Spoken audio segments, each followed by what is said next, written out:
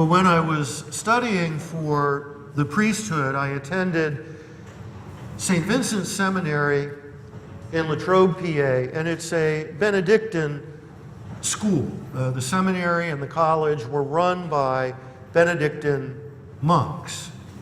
And part of their charism as Benedictines is hospitality.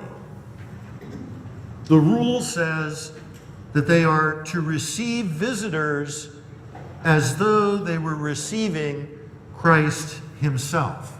And so that hospitality is characteristic of monasteries, Benedictine monasteries, around the world. Now today in the scripture passages, we hear a good deal about hospitality. In the Old Testament passage in Genesis, Abraham welcomes 3 visitors and offers them water and food and refreshment before they continue on their journey. And in the gospel, we see Jesus visiting his friends Martha and Mary and being welcomed into their home and presumably fed with all of the cooking Martha seems to be doing. Okay? So now, today, we are welcomed to the Lord's house. And we are nourished with the words of Scripture taught by him and nourished with the Eucharist in Holy Communion. And we are his welcome guests. I've been here for about a month, and I noticed that there will be ushers in the back, but also usually another person with a name tag that says Minister of Hospitality. You see, so they're there to help us be comfortable during our time here at Mass.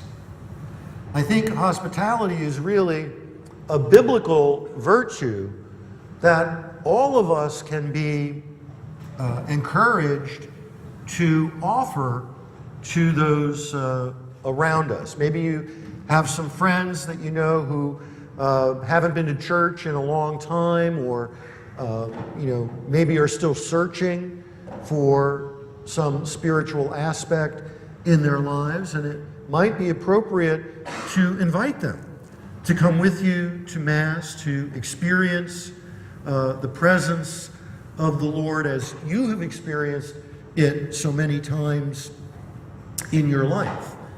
In our diocese each year, there are on average, about 500 people who come into the church, come into communion with the church through the RCIA process during Lent and at Easter time.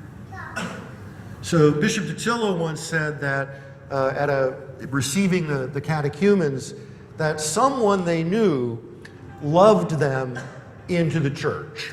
Okay? Someone was hospitable enough to them that it made them want to join up, made them want to experience the same kinds of graces in their lives. So I think we shouldn't underestimate the power of our words, the power of an invitation to maybe be the push, the motivation to bring someone along on the journey.